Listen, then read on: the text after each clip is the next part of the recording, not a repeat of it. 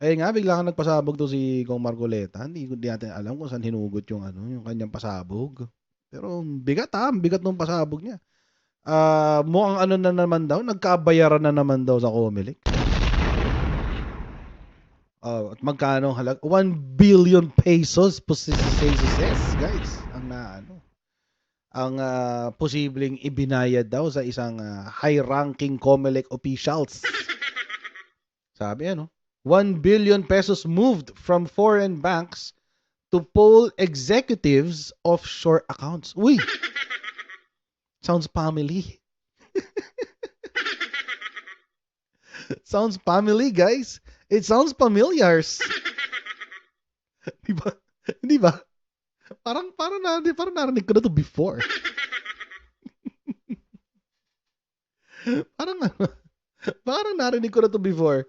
Parang ano, narinig ko na to sa pangalang ano, Andres Bautista. Alam niyo mga, hindi kaya yung source ni Kong Marcoleta may napagbaliktad. I mean, I have nothing against Kong Marcoleta. Sinuportahan ko yan ng eleksyon. Si Kong Marcoleta. Pero hindi kaya ano napag mix up yung information. 'Di ba? Sana malaman natin lahat. Sana malaman natin lahat. Kasi ang weird. Okay, so kung kayo po ay nasa US, UK, Canada, Italy, France, Spain, Ireland, and Belgium, may pwede kayo magpadala ng inyong mga remittances sa Pilipinas gamit po ang Sendwave. Ang gagawin nyo lang ay download ang Sendwave app. Gawa kayo ng account, ilagay nyo ba ang account details nyo at pwede na magpadala sa GCash, Cash Paycap at iba't ibang mga bangko sa Pilipinas. At kapag ginamit nyo pa ang promo code na Coach Jared, sa inyo pong unang padala ay makakuha kayo ng karagdagang $20 free credit para pwede nyo ipadala sa inyong mga minamahal sa buhay. So, gamitin na si Sendwave for all of your remittance needs. At least 1 billion pesos worth of funds were transferred from different banks, including those based in South Korea, to 49 offshore accounts supposedly linked to a Commission on Election official. Yan ang sinasabi natin. At namang ganun. Panoorin natin yung balita tungkol dyan. Majority Leader Rodante Marcoleta ang Comelec Miru deal para sa automation ng 2025 midterm elections dahil sa issue ng korupsyon.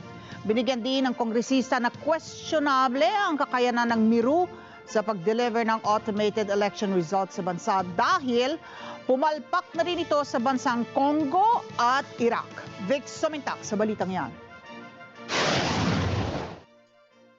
Maghahain ng resolusyon sa Kamara si House Assistant Majority Leader Sagip Party List Representative Rodante Marcoleta para imbestigahan ang mga opisyal ng Commission on Elections o COMELEC na umano'y sangkot sa anomalya sa kontrata sa South Korean firm na Miro para sa automated counting ng 2025 national and local midterm elections.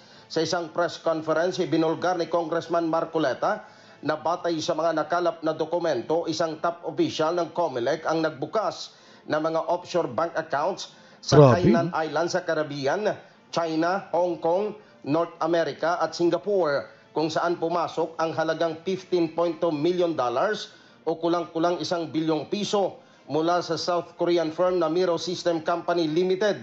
The COMELEC should reply to us. This is a valid question. This matter has been brought to national consciousness. They should not keep silent.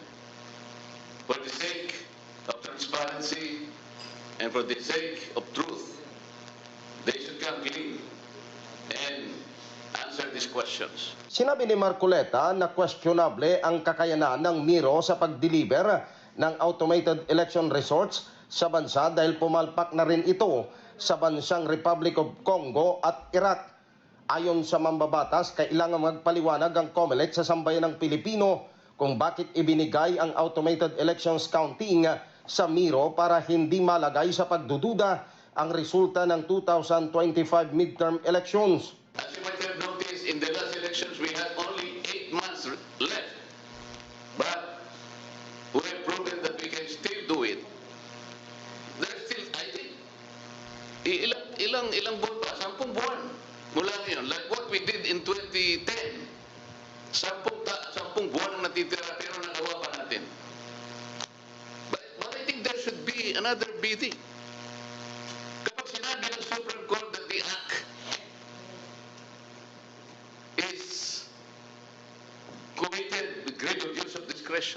Naniniwala si Marcoleta na kaya Kung pang ganun ang ituwid sasabihin ng ang Supreme Court. kwestiyon sa gagawing automated Kung ganun na sasabihin ng Supreme Court. I mean, to be fair kay Comelec, di ba nung nitong recently na nagkaroon ng hindi panalo eh. Well, yeah. Nagkaroon ng panalo si Smartmatic laban kay Comelec. Yeah, tama. Laban kay Comelec. Ang sabi niya is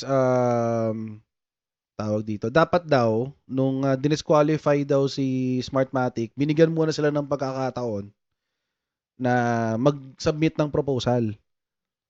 Yun tungkol yun sa bidding eh. Yun yung bidding ng Smartmatic. Yung unang-unang bidding pa, parang 2023 yata yun, o 2022. Sa ganun yung unang-una pa kasi pagka-file ni Smartmatic, dinisqualify agad ni Comelec. Eh syempre, yung Comelec commissioner na noon si George Garcia, dahil may history siya sa Smartmatic, di ba? May history siya sa Smartmatic. Ano yung history niya sa Smartmatic? Siya yung unang-unang abogado ni PBBM nung nag-election protest siya laban kay Leni Robredo. So alam niya yung history ng Smartmatic. Alam niya yun. So, automatic dinisqualify niya. Tapos ang isa sa mga naging basis niya para i-disqualify si Smartmatic is yung ongoing case doon sa sa US. Ito nga itong kinaso ni US kay Andres Bautista na money laundering. So, to be fair kay Comelec, nung nanalo sa Supreme Court si Smartmatic, hindi ipinatigil ni Supreme Court yung pag-award ng bid kay Miru. Si Miru taga South Korea naman. Yung election something nila sa South Korea. Hindi niya ipinatigil.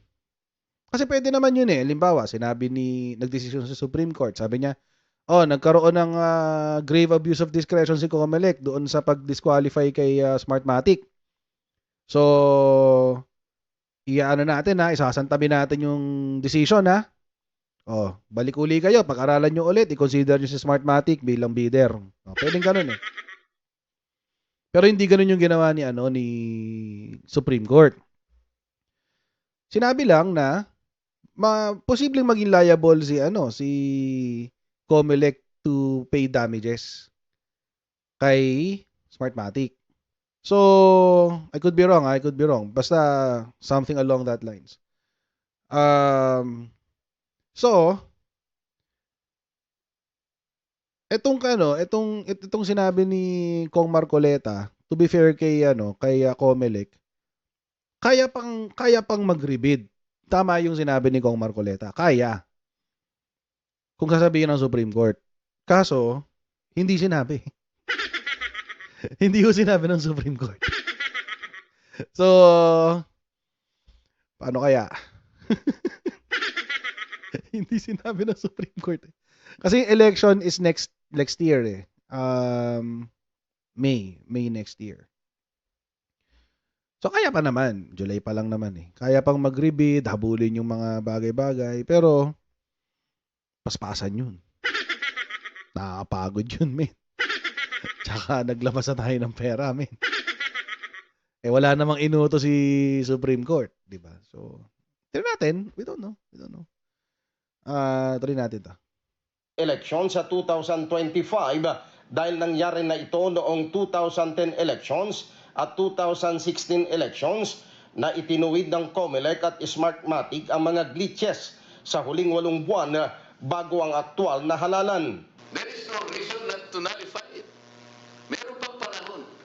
At even if, sabihin na natin, halimbawa, if push comes to shove, halimbawa,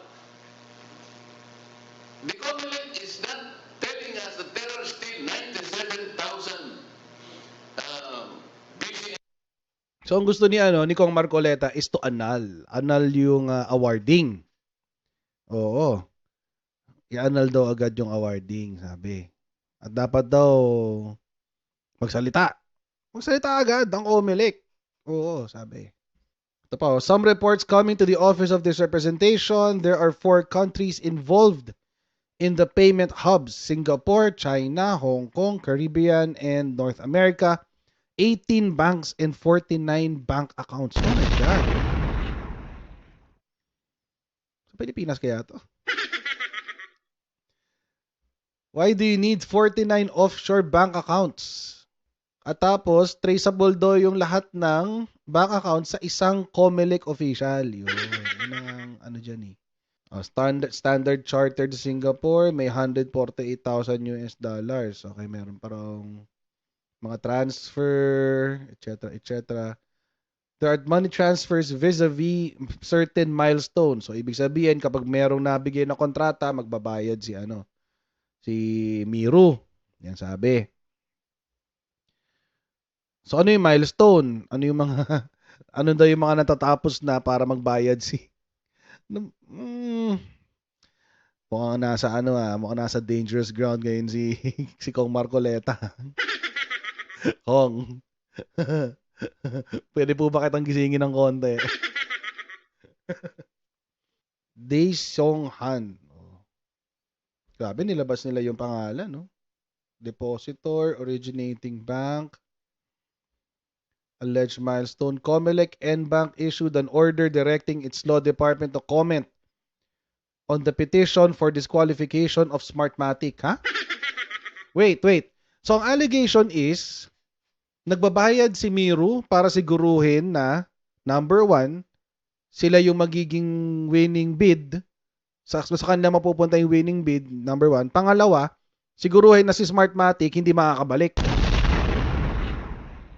Ay, may ganoon. Milestone, alleged milestone. COMELEC begins market survey on potential bidders for 2025. So, binayaran din daw si COMELEC para i-disqualify si Smartmatic. The amount is $295,000.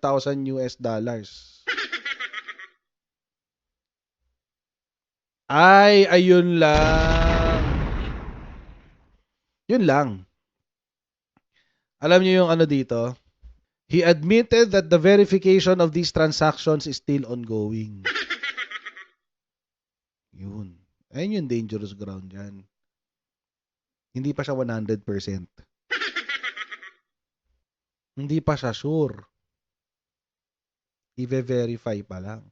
Kaya pala sumagot si George Erwin Garcia. Kaya pala sumagot siya. Ang sabi niya, ako yun. Ako yun eh. Ako yun. Yung pinapatamaan. Ako yun. Huwag kayong mag-alala.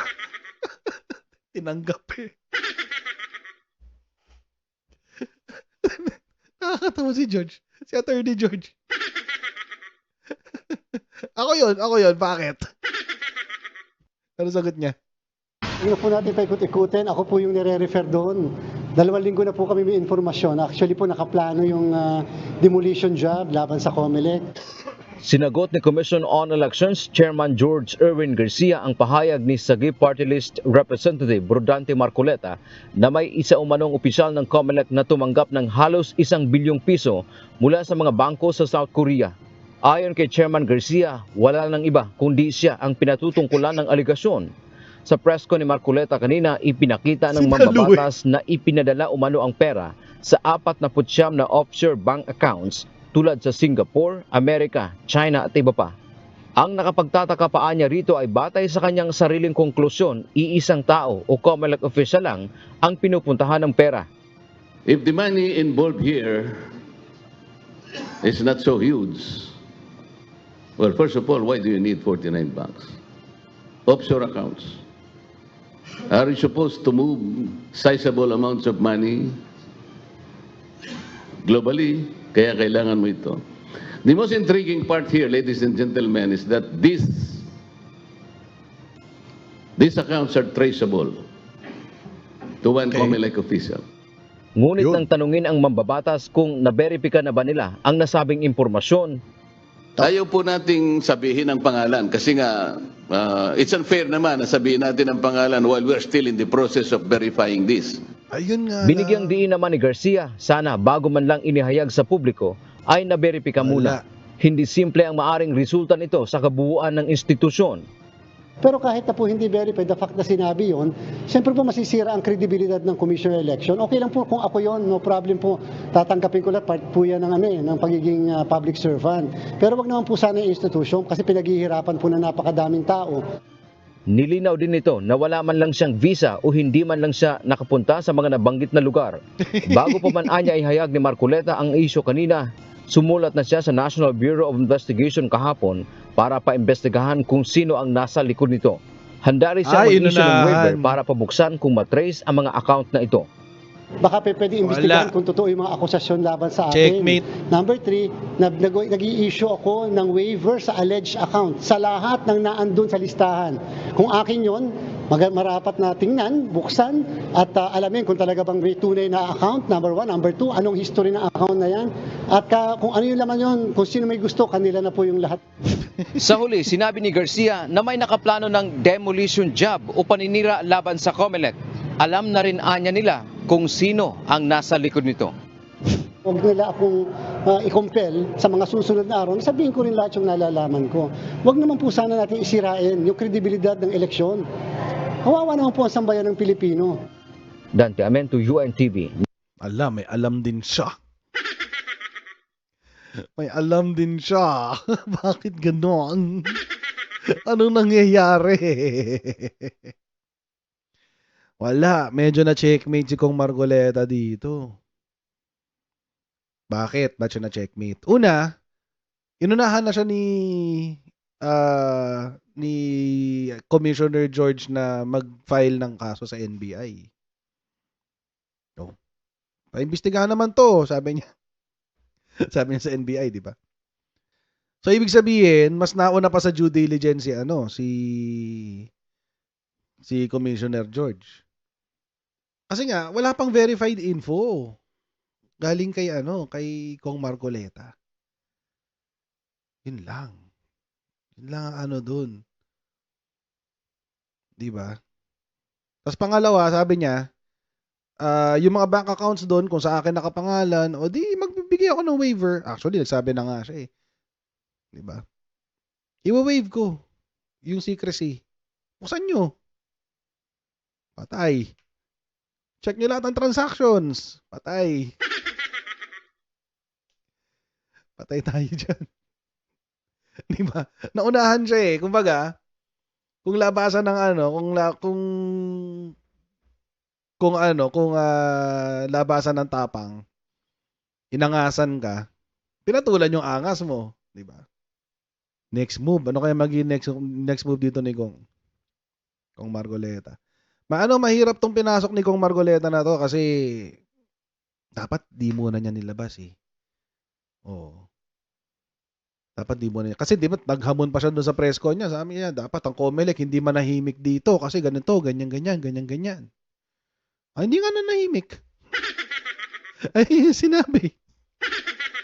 Nag-file na kami ng kaso sa NBI, number 1. Number 2, gusto nyo imbestigahan lahat ng bank accounts dyan na related sa akin. Sige, buksan nyo. Gusto nyo, kunin nyo pa yung laman eh. Confident siya. Confident si George Garcia. Na ay, dalawa lang naman yan eh. Either hindi kanya yon or sa kanya yon pero walang laman.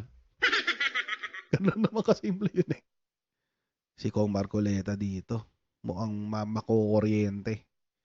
Unless, ito ang laban naman ni Kong Marcoleta, if ever. Ito ang laban ni Kong Marcoleta. Ang gagawin niya, sabihin ni Kong Marcoleta, nagsalita ka na pala eh. Di lalabas ko na yung details. Ayun. Inamin mo na pala, Commissioner George, di lalabas ko na. Ito yung transaction mo sa ganito, etc., ganyan. Ako naman, iniisip ko na lang, bakit? bakit pa kailangan gawin yung ganito? Na puro press con, di ba? If si Kong Marcoleta already saw something that is irregular or improper, di pwede na ho siyang mag-file ng tawag dito. Magpa-file ng TRO sa Supreme Court. Actually, kahit sa RTC. Pero hindi, Supreme Court. Tapos, hindi, magpaano muna siya, mag-file muna siya ng Rule 65. Motion for reconsideration. Petition for certiorari or review on certiorari. Tapos, isama na niya yung TRO. Magpa-TRO na siya dun sa implementation ng awarding. Para mapilitan na si COMELEC na maghanap ng ibang bidder, ng ibang supplier. Kung kung totoo yung, or kung marami na siyang nakalap na ebidensya, all of these are verified, etc., etc. Idaan na niya sa Supreme Court. Tapos kasuhan na niya si George Garcia sa sa Sandigan Bayan. Yun. Kasuhan na ng graft and corruption. Sandigan Bayan. Kung na yung solid na yung niya, mga ebidensya niya. Abogado rin naman si Attorney Marcoleta. Ang nga lang si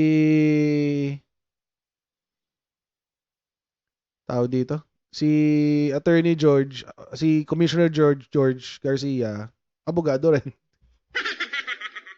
So, magtagisan sila ng galing. Silang dalawa. Pero yung sagot ni yung sagot ni Commissioner Garcia is very telling eh.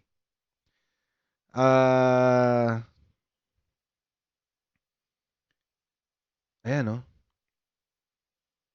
Napakadami ko daw foreign account. Sa totoo lang, wala ako kahit isang foreign account. Mapapanumpaan ko po yan kahit saan.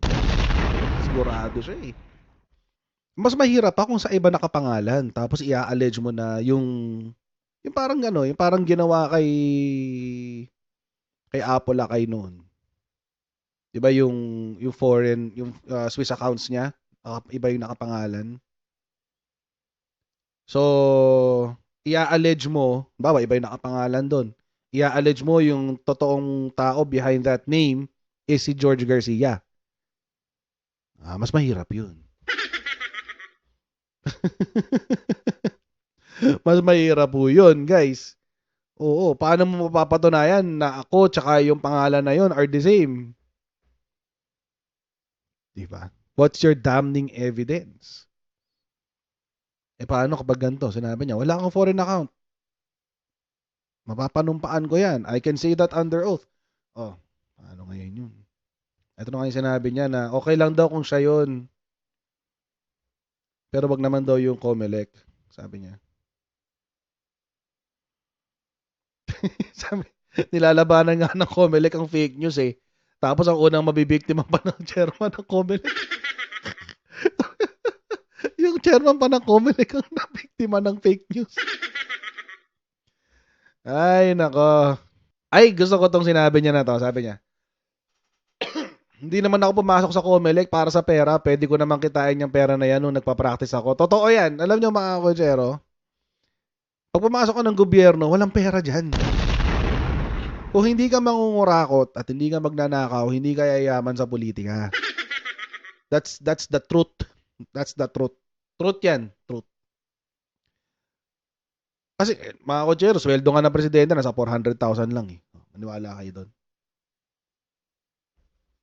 Maniwala kayo doon? Sweldo ng presidente 400,000. Magkano ang sweldo ng isang director? Director ng isang korporasyon. Mahina ang 500. Corporate director hindi ko sinasabi yung iba yung nasa board, hindi yung board level Yung lang nasa operations. Mahina ang 500. Manager nga may 200 na agad 200, 300. Manager pa lang yun Senior manager. Si Jason Sanga 1M. Sabi Felix Aludes. Si Jason Sanga 1M a month. 'Di ba? So, kung papasok ka ng politika para magkapera, kung hindi ka kurakot, hindi ka yayaman.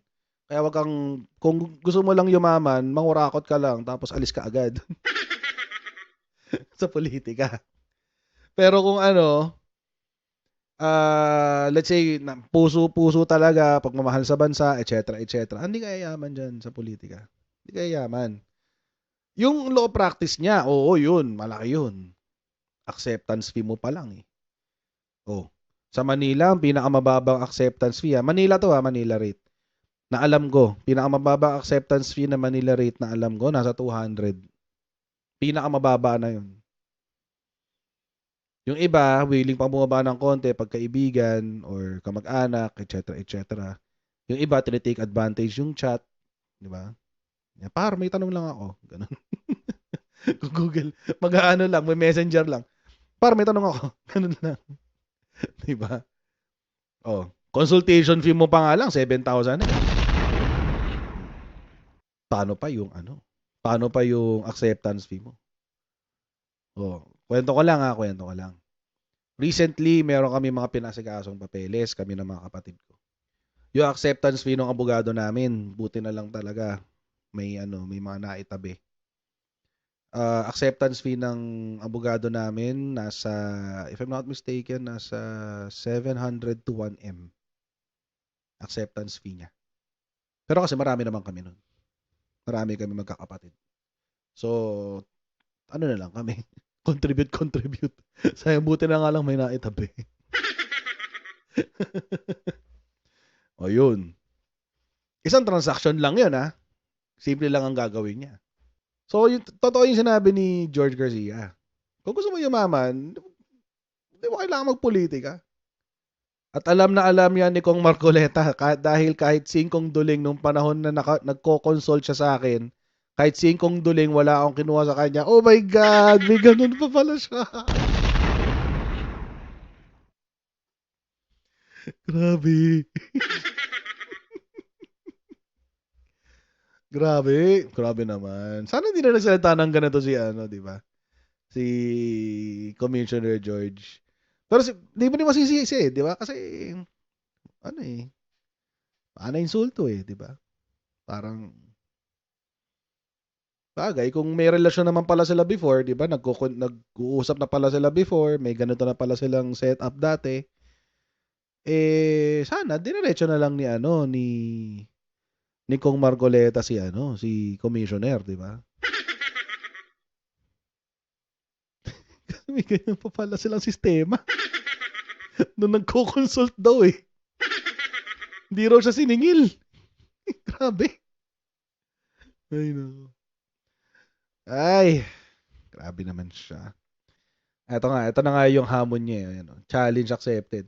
Kung akin yon, tignan, buksan at alamin kung may tunay bang history ng account, at kung anong laman nun. Kung gusto nila, kanila na nilaman nun. Inunahan na niya nag-file na siya ng reklamo sa NBI. Pinapaimbestigahan na niya yung mga accounts.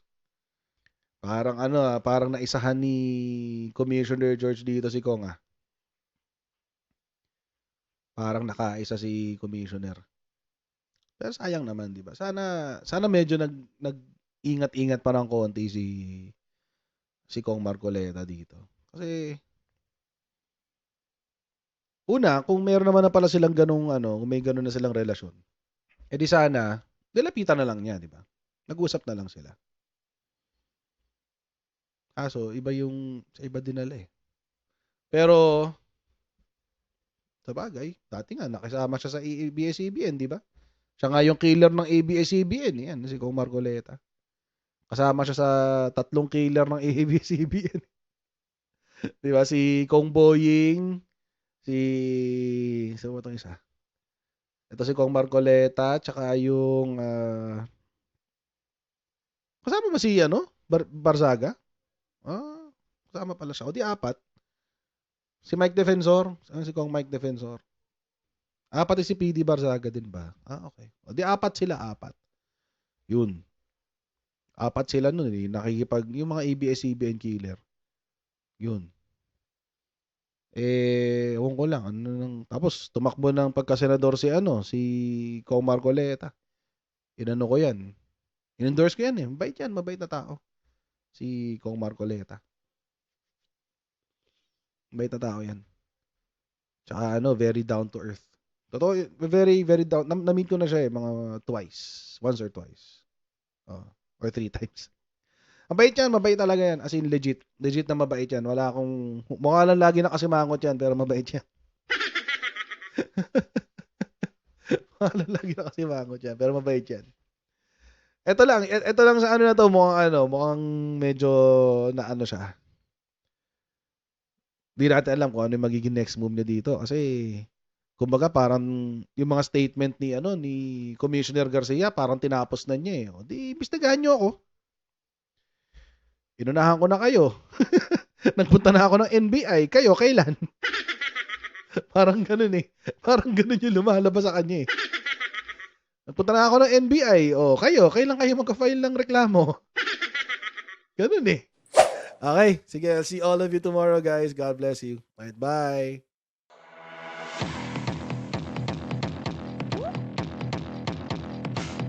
Pag ganun, huwag natin gawing tanga mga Pilipino. Mas maganda kasi nasa lugar ka ng tama kaysa yung pinipilit mo yung pagkakamali.